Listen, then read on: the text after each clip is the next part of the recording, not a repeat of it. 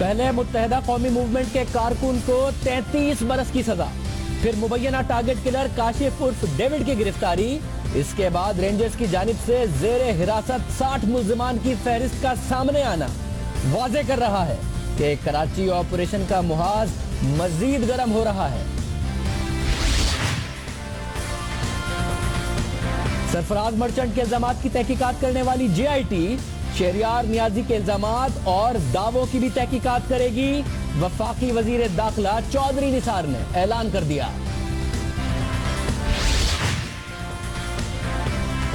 Pakistan Tehreek Insaf corruption के खिलाफ सिंध से मुहिम तो चला रही है, मगर सिंध में होने वाली करप्शन से नजरें भी चुरा रही है।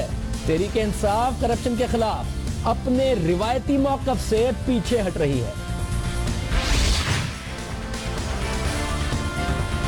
पनामा लीक्स पर पीपल्स पार्टी और तहरीक इंसाफ एक पेज पर आ रहे हैं। एक नुकाती एजेंडे का यह इत्तेहाद कितना देर पा साबित होगा और पीपल्स पार्टी के हाथ क्या आएगा, पूछेंगे पीपल्स पार्टी से।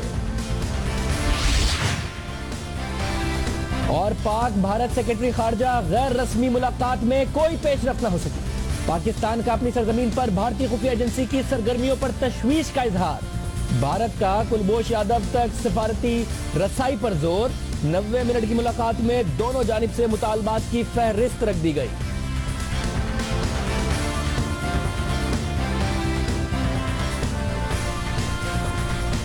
अस्सलाम वालेकुम, मैं हूं शाहजेब खानजादा। मुत्तहदा कौमी मूवमेंट के हवाले से खबरें आई और लगता है कि मुत्तहदा कौमी मूवमेंट की मुश्किलात कम होने का नाम नहीं ले रही। कराची ऑपरेशन का मुहाज मजीद गर्म हो रहा है। मुत्तहदा कौमी मूवमेंट के रेंजर्स और खुफिया एजेंसी के खिलाफ इल्जामात और लापता कारकुनान के लिए एहतजाज के जवाब में रेंजर्स की जानिब से भी इक़दामात सामने आना शुरू हो गए हैं। गुज़िश्ता रोज रेंजर्स की जानिब से प्रेस रिलीज में 2013 में गिरफ्तार किए गए MQM के कारकुन अली हैदर शाह की इंसदाद दहशतगर्दी अदालत से 33 साल कैद की सजा का ऐलान किया गया, पूरे 33 साल कैद का। और इस प्रेस रिलीज के बाद रात गए रेंजर्स ने MQM के मुबैना टारगेट किलर काशिफ डेविड को गिरफ्तार किया और आज सुबह काशिफ डेविड की निशानदही पर 90 के करीब मकान से बड़ी तादाद में असलहा बरामद किया। सिलसिला यही नहीं रुका। अजीजाबाद में छापे के कुछ घंटे बाद रेंजर्स ने 90 रोजा रिमांड पर तहवील में मौजूद 60 मुल्जिमान की फहरिस्त भी जारी कर दी, जिसमें अक्सरियत मुत्तहदा कौमी मूवमेंट के कारकुनान और ओहदेदारान की है। इस फहरिस्त में MQM के deputy convener Shahid Pasha, MDKESC कत्ल केस का मुल्जिम मोहम्मद मिनहाज, सईद भरम और दीगर MQM के कारकुनान समेत दियारी गैंग वॉर के मरकजी किरदार उजैर बलोच और फिशरमैन कोऑपरेटिव सोसाइटी के साबिक चेयरमैन निसार मोराई का नाम भी शामिल है। रेंजर्स के इक़दामात के जवाब में मुत्तहदा कौमी मूवमेंट ने प्रेस कॉन्फ्रेंस की और गवर्नर नवीद जमील ने कहा कि कराची ऑपरेशन MQM को खत्म करने के लिए है। काशिफ डेविड की गिरफ्तारी को MQM ने झूठ करार देते हुए कहा कि उन्हें 2015 में गिरफ्तार किया गया था। काशिफ की एहलिया ने आज अदालत के बाहर बात करते हुए कहा कि उनके शौहर को 2015 में गिरफ्तार किया गया। काशिफ को 1 जून से दुबई से अरेस्ट किया क्योंकि मैं खुद वहाँ मौजूद थी और जब उन्हें यहाँ डिपोर्ट किया जा रहा था, मैं वहाँ की वतबा जेल से मुझे पुलिस ऑफिसर ने बोला कि आपके हस्बैंड को कराची पाकिस्तान भेजा जा रहा है। तो जब मैं एयरपोर्ट पहुँची तो मेरी उनसे मुलाकात हुई 6 अगस्त को और फिर ऑन कॉल भी मेरी बात हुई उनसे। तो बिल्कुल मेरी उनसे बात हुई, उन्हें यहाँ भेजा गया इस्लामाबाद एयरपोर्ट पे वो पहुँचे। उसके बाद मुझे बिल्कुल कुछ नहीं पता चला वो कहाँ है। में पेशी के बाद आपने देखा मीडिया से गुफ्तगू करते हुए क्या कह रही थी और प्रेस कॉन्फ्रेंस में और रेंजर्स की जानिब से ये तीनों पेशरफ्त गुज़िश्ता 24 घंटों के दौरान सामने आई हैं। और इस पेशरफ्त की टाइमिंग बहुत अहम है क्योंकि मुत्तहदा कौमी मूवमेंट गुज़िश्ता रोज ही वजीर आला सिंध कायम अली शाह को अपने लापता कारकुनान की फहरिस्त दी थी और वजीर आला ने उन्हें यकीन दहानी भी कराई थी कि इस हवाले से कार्रवाई होगी और मुतालबा किया था कि कमेटी तश्कील दी जाए जो MQM के गिरफ्तार कारकुनान से उनके अहले खाना की मुलाकात करवाई। ये मुत्तहदा ने मुतालबा किया। 2 दिन पहले मुत्तहदा ने छापे गिरफ्तारियों के खिलाफ एहतजाज भी किया और एहतजाज करती नजर आई। साथ साथ अब अहम डेवलपमेंट मुत्तहदा के ही हवाले से ये हुई है कि चौधरी निसार साहब जो लंदन में मौजूद हैं, आज उनसे सवालात किए गए, उनसे बात की गई और निसार साहब से ये कहा गया कि जो तहकीकात है उसमें क्या पेशरफ्त होगी। वजीर दाखिला ने बताया कि पाकिस्तानी टीम तहकीकात के हवाले से, ये जो तहकीकात मनी लॉन्ड्रिंग केस में हो रही है, इसके हवाले से अब पाकिस्तानी टीम, आज से कुछ दिन पहले बताया था कि लंदन से टीम स्कॉटलैंड यार्ड की एक दफा फिर आएगी, आज बताया कि पाकिस्तानी टीम लंदन जाएगी। एक आइंदा टीम मैं प्लान कर रहा हूँ पाकिस्तान की GIT यहाँ आएगी और इनके जो मुख्तलिफ महकमे हैं उनसे बात करेगी। उसके साथ साथ जैसे कि आप जानते हैं कि मैंने एक GIT फॉर्म की है जो सरफराज मर्चेंट साहब से तफ्तीश कर रही है, उनसे बात कर रही है। 2 सेशंस हो चुके हैं और अब GIT से तफ्तीश करेगी। GIT इस हवाले से मजीद तफ्तीश करेगी। और चौधरी साहब यही नहीं रुके, Shahryar Khan Niazi deputy head of mission बरतानिया के जो पाकिस्तान में थे, उनके हवाले से भी जब बात हुई तो उन्होंने कहा कि वो GIT जो सरफराज मर्चेंट से सवाल पूछने के लिए वजारत दाखिला की तरफ से बनाई गई है, वो शहरियार खान नियाजी से भी सवालात करेगी और उनसे जानेगी कि उनके पास क्या मालूमात है। इनके एक साबका हाई कमिश्नर हैं, डिप्टी हाई कमिश्नर, उनसे भी तफ्तीश होगी। नहीं पाकिस्तानी सो उनसे भी तफ्तीश होगी। सो इस सारी चीज को मंतकी अंजाम तक पहुंचाया जाएगा। सारी चीज को मंतकी अंजाम तक पहुंचाया जाएगा। सरफराज मर्चेंट से भी बात होगी। लंदन में खड़े होके ये बात कह रहे थे और अपने बरतानवी हम मनसब से आज चौधरी साहब की तरफ से मुलाकात भी की गई, ये मामलात भी उठा रहे हैं। पाकिस्तान की GIT भी बाहर जाएगी। दूसरी तरफ मुत्तहिदा कौमी मूवमेंट की तरफ से अभी तक वो बातें नहीं क्लियर की गई। जो स्कॉटलैंड यार्ड का डॉक्यूमेंट है उसका जवाब नहीं दिया गया। बहुत सारी ऐसी बातें हैं जिसके हवाले से उन्होंने कहा था हमने बरतानवी हुकूमत को लिखा है। शहरियार खान नियाजी जो डेप्यूटी हेड ऑफ मिशन है, इसके हवाले से कहा था, वो क्या जवाब है नहीं बताया। रहमान मलिक साहब ने क्या बरतानिया से जवाब आया नहीं बताया। इस डॉक्यूमेंट के हवाले से हमने नदीम नुसरत साहब के सामने 2 हफ्ते पहले सवाल रखा कि मोहम्मद अनवर और तारिक मीर से यही कहलवा दें कि उन्होंने उनसे मंसूबी डॉक्यूमेंट गलत है। उन्होंने नहीं कहा था स्कॉटलैंड यार्ड को कि मुत्तहिदा कौमी मूवमेंट भारत से फंडिंग लेती है। उन्होंने हमें कहा था कि मैं ये पैगाम पहुंचाऊंगा। 2 हफ्ते हो गए, आज तक मोहम्मद अनवर और तारिक मीर ने नहीं कहा कि इस डॉक्यूमेंट में ये बात गलत है कि हमने इकरार और एतराफ किया है स्कॉटलैंड यार्ड के आगे। क्या कह रहे थे नदीम नुसरत साहब, जरा सुनिए। नदीम नुसरत साहब, इसके लिए आज इस प्रोग्राम के थ्रू जाहिर है हमारा राब्ता नहीं हो पा रहा। आप कम से कम ये कह दीजिए कि स्कॉटलैंड यार्ड का जो दूसरा डॉक्यूमेंट है जिसका मैंने आपको स्टेटमेंट पढ़कर सुनाया, जिसको स्कॉटलैंड यार्ड ने कहा कि ये जेन्युइन डॉक्यूमेंट है सरफराज मर्चेंट साहब से एसोसिएट करके, आज कम से कम प्रोग्राम में कह दीजिए कि आपकी तारिक मीर साहब से और मोहम्मद अनवर साहब से बात हुई है और ये एक झूठा डॉक्यूमेंट है, उनसे मंसूब बयान गलत है कि इंडियन फंडिंग लेती रही है। कम से कम आज ये कह दीजिए अपने क्रेडेंशियल्स मजीद स्टैब्लिश करने के लिए, जिनको जाहिर है आप कह रहे हैं कि हर किस ज़रब अज़ब की और सबकी सपोर्ट करती है मुत्तहद। देखिए शाहजेब, मैं बहसियत अमीर MKM के रॉ से कोई भी लिंक के हवाले से जो इल्ज़ाम है उसको मैं उनकी तरदीद करता हूँ, उनको डिनाई करता हूँ। अल्ताफ भाई के हवाले से जितने इल्ज़ाम हैं उनको मैं रिजेक्ट करता हूँ, डिनाई करता हूँ।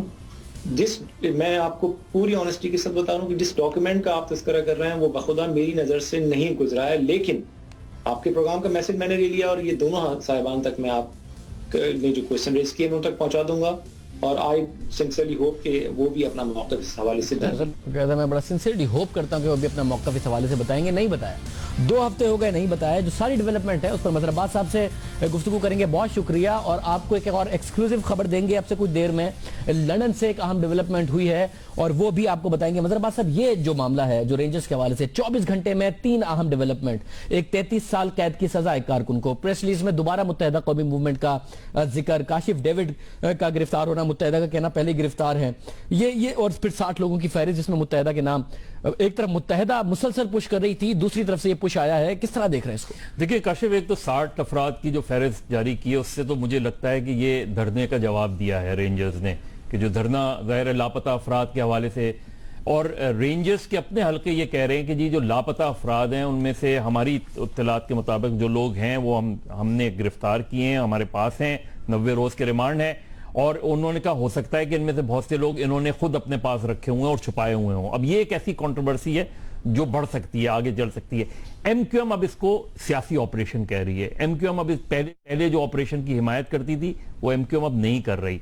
दूसरा, ये जो गिरफ्तारी हुई है जिसको जाहिर है MQM ने डिस्प्यूट किया है कि ये 2015 में गिरफ्तार हुआ था, रेंजर्स ये कह रही है कि ये इंतहाई हसास नौयत का मामला है। रेंजर्स ये टारगेट किलर नहीं कह रही है इसको, ये नहीं कह रहे कि ये कह रहे हैं ये सिर्फ अहम ही नहीं बल्कि हसास नौयत की गिरफ्तारी है। अब इसके माने कई हो सकते हैं। इसके माने जो मुबैना तौर पे रॉ से ताल्लुक है उसमें भी जा सकता है, कुछ सिक्योरिटी इदारों के हवाले से भी बात जा सकती है। और वो ये भी कह रहे हैं कि ये सिर्फ उन लोगों में से था, बकौल उनके रेंजर्स के, कि ये अस्करी विंग के उन लोगों में से था जो क्रिमिनल सेल्स चलाया करते थे। सेल्स एमक्यूएम के बारे में कभी पहले नहीं आया, स्लीपर सेल्स का कभी भी एमक्यूएम के हवाले से जिक्र नहीं आया जो मुबिया, लेकिन यहां यह कहा जा रहा है इसके उसमें। और ये सईद बरहम के बाद सबसे अहम गिरफ्तारी है। अब उनकी अहलिया जो कह रही है वो कह रही है दुबई से गिरफ्तार हुआ है। अब दुबई से अगर गिरफ्तार हुआ है तो जाहिर है रेंजर्स को बहरहाल इस चीज को डिनाई करना पड़ेगा। और सीनियर ऑफिशियल से जो मेरी बात हुई है उन्होंने कहा है कि एमक्यूएम वालों को पता है कि यह गिरफ्तारी अभी हुई है। अब इसको एमक्यूएम डिस्प्यूट कर रही है, रेंजर्स उसको किस तरह लीगली ये क्वेश्चन बनेगा कि इसकी गिरफ्तारी कहां हुई है जब कोर्ट में जाएगा मामला।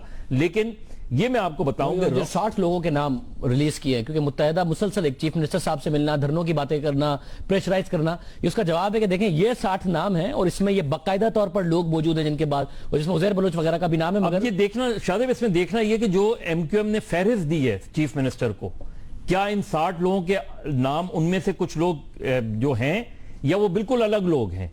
अगर वो 60 लोग हैं तो इसका मतलब यह कि सीएम ने गालिबन हो सकता है कि डीजी रेंजर से बात की हुई हो, उसके बाद ये फहरिस्त जारी की गई हो, इसमें वो लोग शामिल हो जिसका एमक्यूएम ने फहरिस्त में जिक्र किया है। इनमें से हो सकता है कि कुछ नहीं हो, लेकिन अगर मिलते हुए हैं तो इसका मतलब यह कि डेफिनेटली ये जवाब है कि हमारे पास इतने ही लोग हैं, इससे ज्यादा नहीं है। मुर्जा अली शाह हमारे साथ मौजूद है लंदन से, उनके पास अहम है। अभी तक बात हो रही थी कि जी केस प्रोसिक्यूशन तक पहुंचा, नहीं पहुंचा ऑन प्रोसिक्यूशन तक। मुर्जा, क्या कोई डेवलपमेंट हुई है केस के हवाले से? कोई अहम बात है? जी शाहजेब, बहुत अहम डेवलपमेंट है। स्कॉटलैंड यार्ड ने जियो न्यूज को अब से थोड़ी देर पहले एक्सक्लूसिवली ये कंफर्म किया है कि क्राउन प्रोसिक्यूशन सर्विस को स्कॉटलैंड यार्ड ने मुत्तहिदा कौमी मूवमेंट से रिलेटेड जो मनी लॉन्ड्रिंग की जो फाइल है, केस फाइल है, वो उन्होंने अब से थोड़ी देर पहले क्राउन प्रोसिक्यूशन सर्विस के हवाले कर दी है। इसका मतलब शाहजेब यह है कि अब क्राउन प्रोसिक्यूशन सर्विस के पास पहली बार एमक्यूएम के हवाले से जो फुल फ्लैज जो पूरी फाइल है वो अब क्राउन प्रोसिक्यूशन सर्विस की टेबल पर रख दी गई है।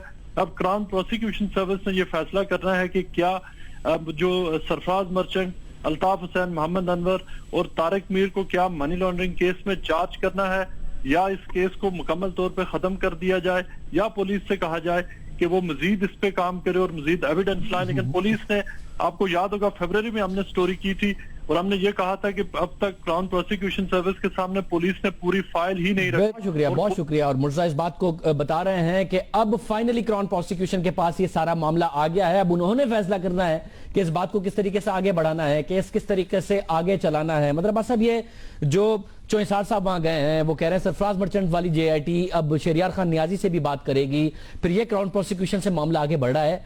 मनी लॉन्ड्रिंग और जाहिर है फिर मनी लॉन्ड्रिंग से लिंक्ड है रॉ वाला मामला। मोहम्मद अनवर साहब, तारिक मीर साहब 2 हफ्ते हो गए, डॉक्टर नदीम उसद कह के गए थे कि वो आके बात करेंगे, उन्होंने नहीं की। क्या ये मामला आगे बढ़ता नजर आ रहा है आपको? देखिए शाहजेब, रेंजर्स ने अपना जो रॉ के हवाले से एक पूरा एक सेपरेट एमक्यूएम के हवाले से एक सेपरेट उन्होंने बनाया हुआ है। और मैंने पिछले दिनों रेंजर्स के एक हाई ऑफिशियल से पूछा भी था कि कुलभूषण यादव का भी कोई इससे कनेक्शन है इस केस से, तो उन्होंने कहा अभी तक ये एस्टैब्लिश नहीं हुआ। लेकिन उन्होंने 12 के करीब ऐसे लोग गिरफ्तार किए हैं कि जिसको एक्सक्लूसिवली वो ये कह रहे हैं कि वो लोग हैं, इनमें से कुछ लोग इंडिया में रहते थे, कुछ लोग बाकायदा उन्होंने बताया है कि ख्वाजा निजामुद्दीन औलिया के करीब मुत्तहिदा के जो उनके बकौल, ये सही है गलत है ये अलग बात है, लेकिन उन्होंने ये कहा है कि वो एक्सक्लूसिवली उसका ताल्लुक रॉ के कनेक्शन से, उनकी ट्रेनिंग का ताल्लुक है।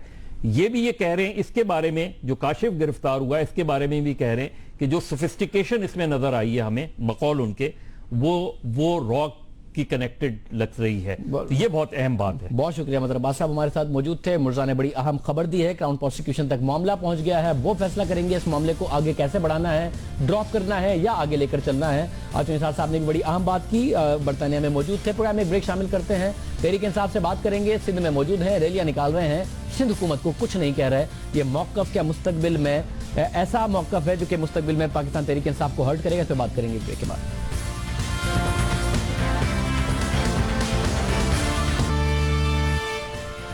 पाकिस्तान तहरीक इंसाफ के सरबराह इमरान खान ने जब से सियासत शुरू की, जब से पार्टी बनाई, उनका यह नारा रहा कि ना तो मैं करप्शन अपनी पार्टी के अंदर बर्दाश्त करूंगा ना बाहर बर्दाश्त करूंगा।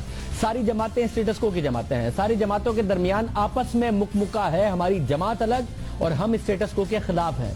पहले इमरान खान साहब पर यह तनकीद हुई कि खान साहब पर खुद करप्शन का इल्जाम नहीं, लेकिन खान साहब की अपनी पार्टी के अंदर करप्शन के लिए बर्दाश्त बढ़ती जा रही है।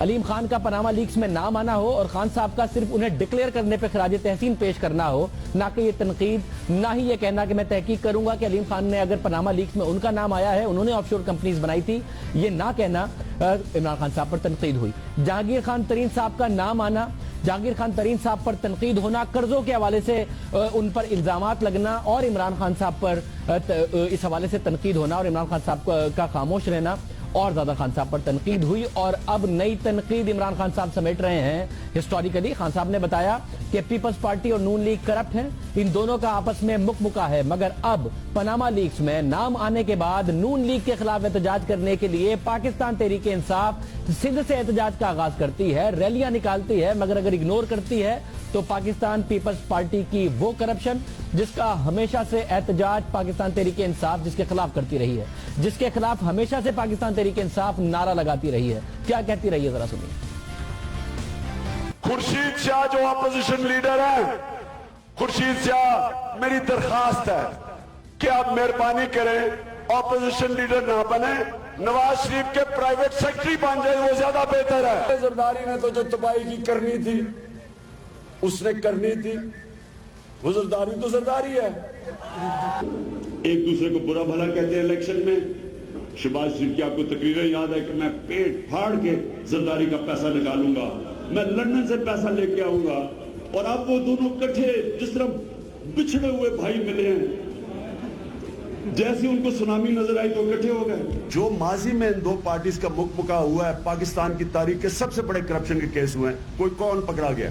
जो सिंध के अंदर हो रहा है, यानी खुलेआम, कभी लॉन्चों में अरबों रुपया पकड़ा जा रहा है, कभी कोई खातून एयरपोर्ट पे बक्से भर के पैसे लेके जा रही है, कभी किसी के घर से कोई अरबों रुपया मिल रहा है, ये तो खुलेआम सिंध के लोगों के से डाका मारा जा रहा है।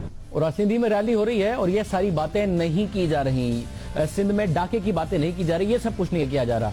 आज शाह महमूद कुरैशी साहब ने बड़ी अच्छी बातें बिलावल भुट्टो जरदारी के हवाले से की, लेकिन उनके लीडर माजी में बिलावल भुट्टो के हवाले से और बड़ा माजी करीब में क्या कहते रहे, जरा सुने। वो बिलावल बेटा, ऐसे पॉलिटिक्स नहीं होती, ऐसे पॉलिटिक्स नहीं होती। और नाना साहब का और वालदा साहब की तस्वीरें लगा के कहें कि मैं भी लीडर हूं, मुझे भी वोट दे दो। ये नया पाकिस्तान बनने जा रहा है बेबी बिलावल। बिलावल बेटे के ऐसी बातें नहीं, छोटे बेटे हैं, उन्होंने कोई तजर्बा भी है नहीं, ज्यादातर मुल्क से बाहर उन्होंने टाइम गुजारा है, वो थोड़ी देर आते हैं यहाँ तकरीर करके फिर वापस चले जाते हैं बाहर से मुल्क। इमरान खान जो बिलावल भुट्टो के खिलाफ सख्त जबान इस्तेमाल करते रहे, कहीं कहीं तो जाती हमले भी करते रहे, लेकिन अब तहरीक इंसाफ का उनसे राबता हो रहा है, ना सिर्फ राबता हो रहा है बल्कि उन्हें खराज तहसीन भी पेश किया जा रहा है। जो असूली मौक़िफ़ अपनाया है पाकिस्तान पीपल्स पार्टी के चेयरमैन बिलावल भुट्टो जरदारी ने, मैं समझता हूँ बाअसूल मौक़िफ़ है और मैं उनको खराज तहसीन पेश करता हूँ। इमरान खान ने पीपल्स पार्टी की क़यादत के खिलाफ सख्त जबान इस्तेमाल की, मगर अब तहरीक इंसाफ अपने रिवायती मौक़िफ़ पर समझौता कर रही है, एक ऐसे वक्त में जब नून लीग की पोजीशन कमजोर नजर आती है। पनामा लीक्स में वजीर आजम और उनके बच्चों का, वजीर आजम का नहीं, उनके बच्चों का नाम आने के बाद और वजीर आजम पर शदीद तनकीद होने के बाद और साफ साफ मामलात अभी तक मीडिया या पार्लियामेंट के सामने ना रखने के बावजूद, क्या खान साहब नून लीग को एक मौका दे रहे हैं जिसमें यह कहा जा सके कि जो मुकमुके की सियासत थी उसको भूलकर, उस पर तनकीद को भूलकर खान साहब स्टेटस को की एक कुव्वत के साथ हाथ मिला रहे हैं और उस पर तनकीद भी सिंध में आके नहीं कर रहे हैं। हमारे साथ डॉक्टर आरिफ अलवी साहब मौजूद हैं, इस हवाले से बात करते हैं। डॉक्टर साहब, आपने आज रैली लीड भी की है, सखर जा रहे हैं, ठट्टा तक आप पहुंचे हैं। डॉक्टर साहब, जब सिंध में रैली कर रहे हैं, सिंध हुकूमत पर, पीपल्स पार्टी पर तनकीद नहीं कर रहे, जिनके ऊपर आपने तारीखी तौर पर हिस्टोरिकली उनकी करप्शन के खिलाफ बड़ी तनकीद की है, तो क्या आप अपनी एनर्जी और इतनी मेहनत जो आप कर रहे हैं वो जाया नहीं कर रहे अगर इतना बड़ा मार्च कर रहे हैं और पीपल्स पार्टी के खिलाफ नहीं कर रहे? मेरे भाई, ये मामला सिंध का इस माना करके है कि कराची 64% टैक्स देता है, 64% रेवेन्यू उसका जिम्मेदार है। तो अगर पैसा बाहर जा रहा है तो उसके अंदर कराची तो सबसे ज्यादा अफेक्टेड है। तो मैं ये समझता हूं कि दिस इज यानी ये कि इस्लामाबाद से शुरू किया और फिर सिंध में आए हैं, फिर पंजाब में जाएंगे, केपी के अंदर भी इसका मूवमेंट होना चाहिए। ये अवाम को उठाना पड़ेगा इसके लिए। अवाम अगर इन अपने हुकूक को नहीं पहचानेंगे, अगर करप्शन को नहीं रोकेंगे तो पाकिस्तान का बुरा हाल मजीद होता चला जाएगा। 50,000 बच्चे हर साल सिंध में मरते हैं, साफ पानी का पीने का पानी नहीं है, अस्पताल खराब है, स्कूलों का बुरा हाल है, घोस्ट स्कूल्स हैं, घोस्ट एम्प्लॉइज हैं। मगर डॉक्टर आरिफ अलवी साहब, ये जितनी बातें आप कर रहे हैं ये सिंध में, तो आप क्योंकि खान साहब बहरहाल कह चुके हैं इतवार के जलसे में कि मियां नवाज शरीफ आपको जाना पड़ेगा, तो क्या धरने के दौरान जिस तरीके से पीपल्स पार्टी ने मियां नवाज शरीफ की हुकूमत का साथ दिया, हुकूमत को बचाया जो पीपल्स पार्टी क्लेम करती है, दोबारा पीपल्स पार्टी ये ना करे, हुकूमत को ना बचा ले, क्या इसलिए आप पीपल्स पार्टी पर तनकीद नहीं कर रहे, सिंध में ही रैली कर रहे हैं और बात पनामा की कर रहे हैं और सिर्फ मियां नवाज शरीफ पर तनकीद कर रहे हैं, नून लीग पर कर रहे हैं? मैं समझता हूं फोकस हमारा पनामा लीक्स है। हमारा फोकस ये है कि ऑफशोर अकाउंट्स के अंदर किस तरह से पैसा गया, इसके एतबार से पीपल्स पार्टी भी ये कहती है कि बिला तफरीक तहकीकात होनी चाहिए। मैं समझता हूं उनके इस पोजीशन को हम अहमियत देते हैं और वेलकम करते हैं। इस फोकस से मैं हटना नहीं चाहता हूं। बाकी पार्टी पाकिस्तान तहरीक इंसाफ की करप्शन के खिलाफ जो है उसके अंदर जरा बराबर कोई फर्क नहीं आया। मतलब इमरान खान साहब ने और आप लोगों ने बार बार बताया है, बार बार मीडिया पर आकर कहा है कि जरदारी साहब और मियां साहब दोनों ने बराबर की सतह पर लूटा है, दोनों के दरमियान मुकमुका है। अगर एक ऐसी सूरत हाल में आपका फोकस सिर्फ नवाज शरीफ साहब पर है, आप जरदारी साहब की करप्शन की, पीपल्स पार्टी की करप्शन की बात नहीं कर रहे, तो फिर आपका उसूली मौकफ तो खत्म हो गया ना। फिर तो सियासत हो गई और सियासी ऑब्जेक्टिव की अचीवमेंट के लिए आप ये सारा का सारा काम कर रहे हैं। नहीं जनाब, आप वाकिफ होना चाहिए आपको भी कि पनामा लीक्स में अक्रॉस द बोर्ड बहुत सारे नाम हैं। हम ये चाहते हैं कि पनामा लीक्स को पहले फोकस कर हैंडल कर लें, और क्योंकि प्राइम मिनिस्टर साहब मौजूद हैं और प्राइम मिनिस्टर साहब के एतबार से पाकिस्तान की साख खराब होती है, पाकिस्तान में इन्वेस्टमेंट नहीं होता, अपना पैसा ये बाहर ले गए, तो इस वजह से हम फोकस चाहते हैं कि वो क्लीन हो जाए। और अगर शाहजेब मेरे ऊपर कोई एतराज करे कि तुम चोर हो, मैं कहूंगा यार मेरी जेब देख लो, मेरी जेबें देख लो, मैं क्लीन हूं। तो ये तो मैं तो कहता हूं कमीशन की भी जरूरत नहीं होनी चाहिए थी। नवाज शरीफ और उसके खानदान को सारी चीजें अवाम के सामने ओपन कर देनी चाहिए थी। पता नहीं किस एक्सरसाइज से कौम को दोबारा गुजार रहे हैं, सिर्फ अपनी चीजें छुपा। डॉक्टर साहब, ये आप दुरुस्त कह रहे हैं, ये आप दुरुस्त कह रहे हैं। हमने भी प्रोग्राम में बार बार ये बात उठाई है, आपको इंटरव्यू पे लेने से पहले भी हम ये बात कर रहे थे कि मियां नवाज शरीफ की खुद की जिम्मेदारी थी कि मामलात को खुद ट्रांसपेरेंट तरीके से रखें, समझ से बाहर है क्यों नहीं रखते। मगर आप ये बताइएगा, आप ठट्टा तक पहुंचे हैं, रास्ते में कैसी लगी सिंध की सड़कें, और अगर लोगों से बात करते हुए आए हों, हेल्थ का मामला कैसा है, स्कूलों का मामला कैसा है, इंफ्रास्ट्रक्चर कैसा है सिंध में? भाई साहब, पिछले छह महीनों के अंदर कम से कम 40 मरतबा या 50 मरतबा मैं सिंध में आया हूँ। सड़कों का बुरा हाल है, घोस्ट स्कूल्स हैं, घोस्ट एम्प्लॉइज हैं। अच्छा, ये सारे सिंध का, सारे पाकिस्तान का हाल यही है।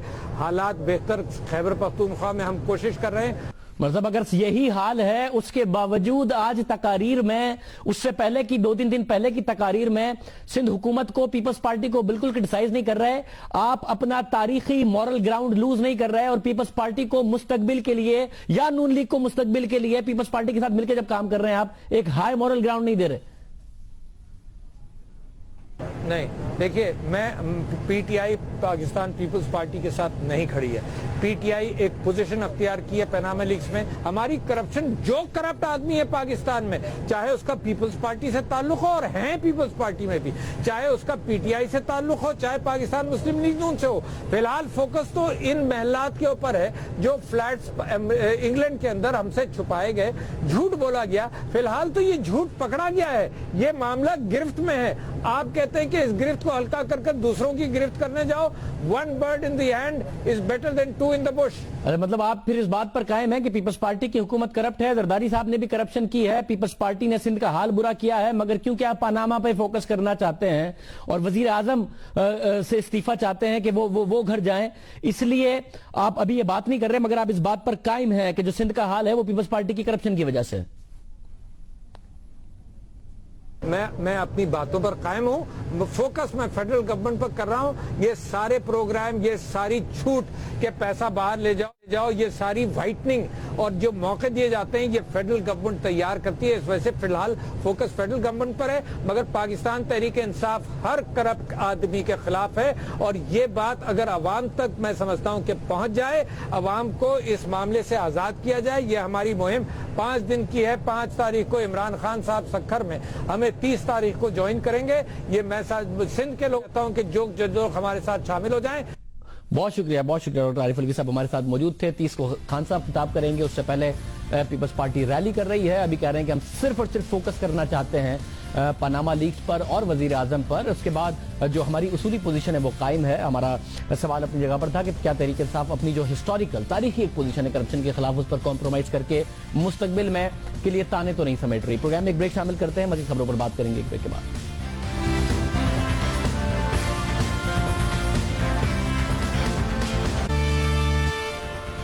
पाकिस्तान तहरीक इंसाफ एक तरफ कहती है कि पीपल्स पार्टी की करप्शन और सिंध में बुरी कारकर्दगी के खिलाफ हमारा मौकफ अभी भी वही है, लेकिन हम सिर्फ पनामा लीक्स पर फोकस करना चाहते हैं, जिसके लिए पीपल्स पार्टी का मौकफ भी उसूली मौकफ है।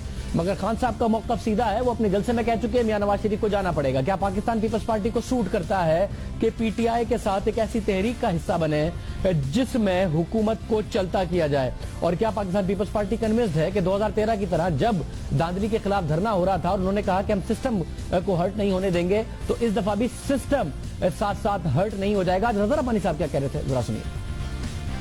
मैं सिर्फ इतना अर्ज करना चाहूंगा कि जिस नहज पे इस वक्त वफाक खड़ा हुआ है उसमें जमहूरियत और जमहूरी अदारों की सख्त ज़रूरत है। और अगर आइन से किसी भी तरह इनहराफ करने की कोशिश की गई तो वो निहायत ही खतरनाक हो गया। पीपल्स पार्टी क्या इस बात के लिए तैयार है? अगर मरकजी हुकूमत जाती है, पंजाब हुकूमत जाती है, तो सिंध की हुकूमत भी जाएगी। पीपल्स पार्टी इस बात के लिए भी तैयार है और अपने आप को स्ट्रांग महसूस करती है कि अगर जल्दी इलेक्शन होते हैं तो उन्हें भी इक्वली फायदा होगा। सईद गनी साहब इस वक्त हमारे साथ मौजूद है। सईद गनी साहब बहुत शुक्रिया हमें ज्वाइन करने के लिए।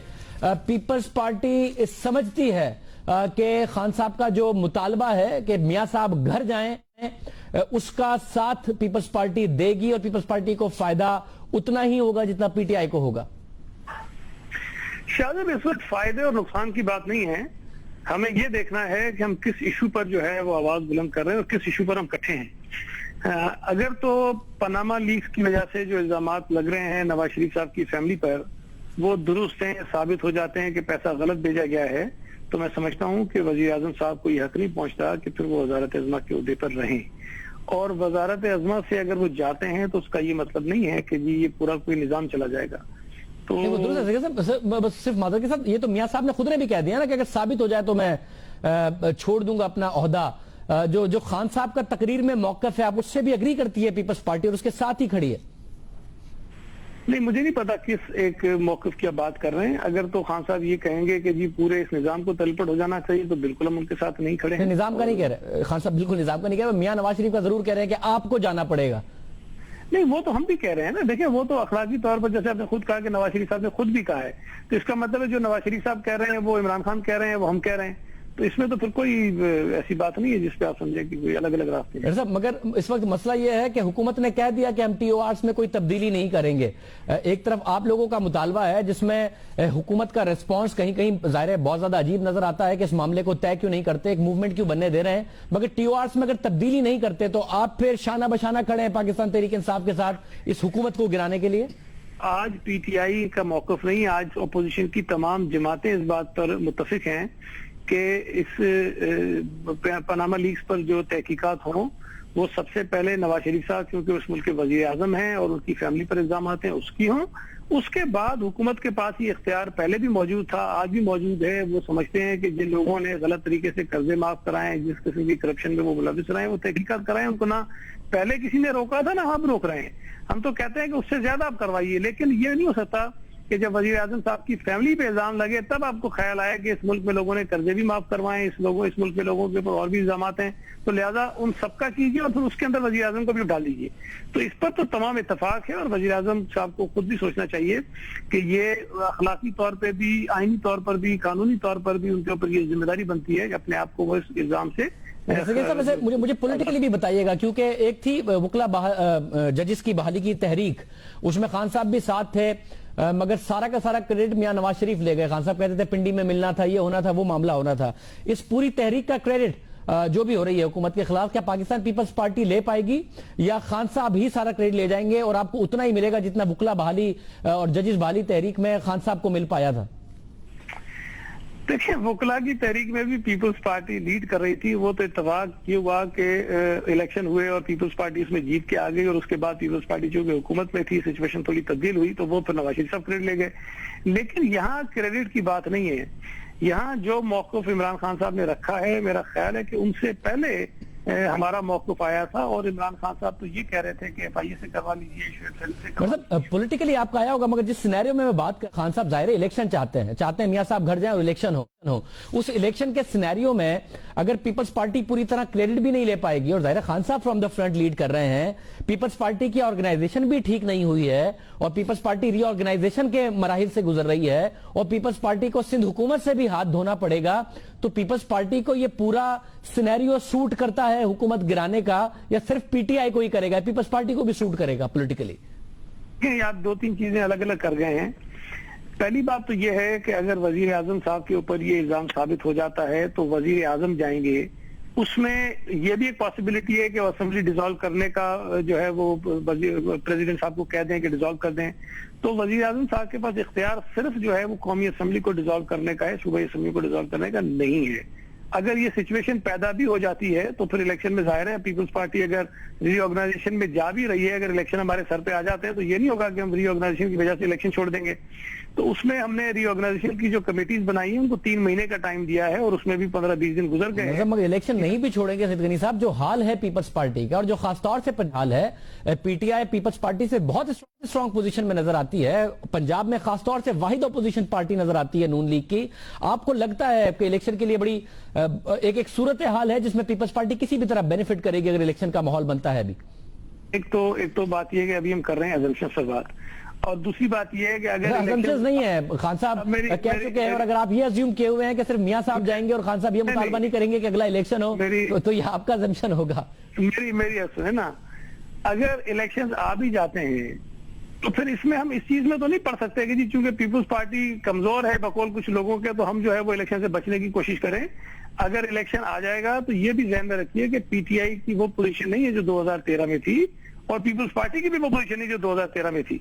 मैं समझता हूं कि पीपल्स पार्टी 2013 के मुकाबले में बेहतर है और PTI 2013 के मुकाबले में कमजोर है। लेकिन बहरहाल अगर ये सिचुएशन आ गई तो डेफिनेटली हम उस पर फिर प्लान करेंगे उस तरह से। बहुत शुक्रिया सैयद गनी साहब कह रहे थे कि अगर इलेक्शन आती भी है तो उन्हें 2013 के मुकाबले में पीपल्स पार्टी बेहतर पोजीशन में नजर आती है, PTI 2013 के मुकाबले में एक बदतर पोजीशन में नजर आती है। ये सैयद गनी साहब का मौक़िफ़ था। प्रोग्राम में एक ब्रेक शामिल करते हैं और उसके बाद मज़ीद खबरों पर बात करें।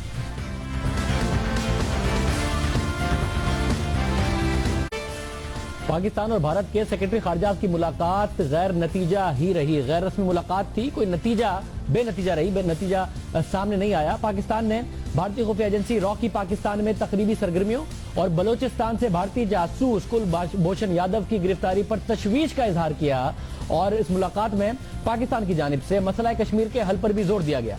पाकिस्तान ने भारतीय हुकाम की जानिब से समझौता एक्सप्रेस में होने वाले धमाकों में मुलविस मुल्जिमान को रिहा करने पर तशवीश का इजहार किया, और दूसरी जानिब भारत ने पाकिस्तान में गिरफ्तार भारतीय जासूस तक सिफारती रसाई का न सिर्फ मुतालबा किया बल्कि उसका नाम कुलभूषण यादव और बहरिया का साबिक मुलाजिम बताया। भारत की जानिब से यह भी कहा गया कि कुलभूषण यादव को अगवा करके पाकिस्तान ले जाया गया है, और भारत ने जैश ए मोहम्मद के रहनुमा मसूद अजहर पर अक़वाम मुत्तहिदा की पाबंदी का मसला भी उठाया। जो तफसीलात हैं उसके हवाले से आगाह सेक्रेटरी खारजा पाकिस्तान आकर एक स्टेटमेंट में करेंगे। ये मुलाकात 90 मिनट जारी रही, गैर रस्मी रही और बेनतीजा ही लगती है। आज के प्रोग्राम में इतना ही। आपसे कल के प्रोग्राम में फिर मुलाकात होगी। रात दीजिए। अल्लाह हाफ़िज़।